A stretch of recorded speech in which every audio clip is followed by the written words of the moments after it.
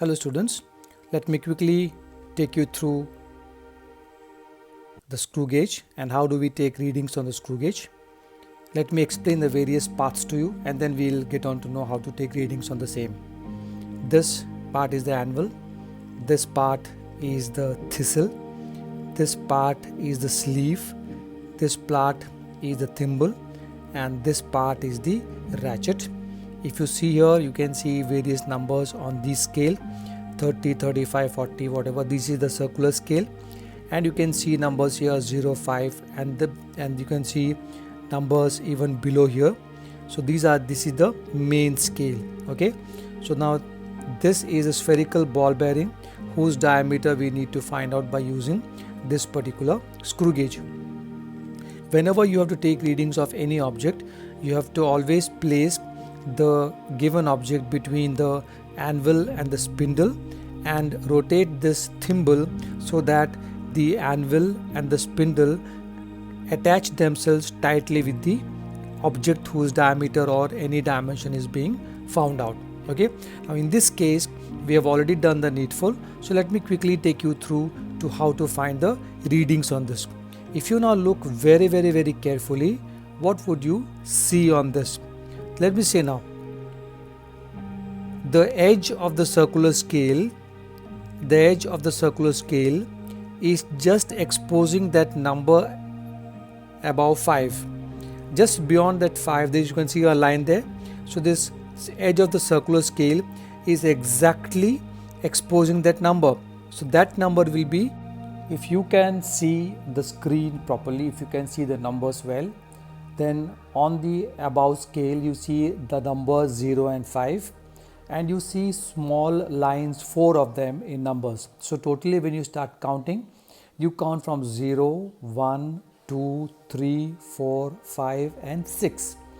If you see the lines below, these smaller lines are exactly in between the two top lines.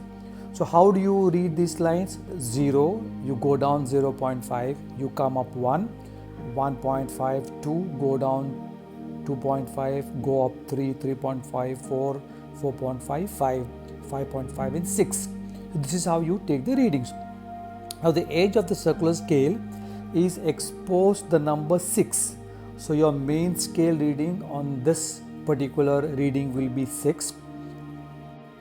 But the matter doesn't end over there. So you have already got one reading which is 6 on the main scale. Now you divert your attention to the right hand side on the circular scale. Which is the circular scale?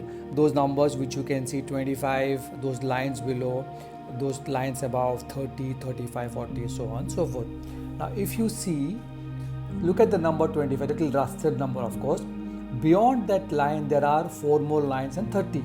So the reading will be 25, 26, 27, 28, 29, 30. It will increase by one digit. Fine. So now you find out which is that line on this circular scale which exactly matches the line, the dashed line below 5. Can you see that straight line below 5? So find out which is that reading which exactly matches that line below 5. Which is that reading? So you count 25, 26, 27 and 28. So 28th reading is the coinciding division, circular scale reading. So your main scale was 6, 28 is your coinciding division. The next step would be to do the calculation of the least count, which I will show you later on or in the next class whenever we take. The least count of this given instrument is 0.01 mm, 0.01 millimeter, and this can be found out by keeping the circular scale edge on the number 5, giving it as many rotations as it takes to reach the number 0. Then it would have covered the divisions from 5 to 0, that is 5 divisions, and this particular screw gauge takes about 10 rotations to reach the number 0. So you have rotated it 10 times and it has gone by 5 divisions. So how much has it gone in one rotation? That is 5 upon 10 is equal to 0.5. So this will be the pitch. So pitch will be defined as the distance moved by the circular scale in one complete rotation. So we've already found the pitch is equal to 0.5, and when you count on the screw gauge on the circular scale, there will be 50 divisions on the circular scale. So your least count of this particular screw gauge is pitch upon total number of divisions on the circular scale. That's equal to 0.5 upon 50. That's equal to 0.01 mm. So we have got three readings now. One is the main scale reading. We also have the circular scale coinciding division, and we also know what is the least count of the given instrument. Okay, so now the total reading will be equal to main scale reading plus, take a bracket, coinciding division of the circular scale, multiply that number to the least count, and you will get the total reading.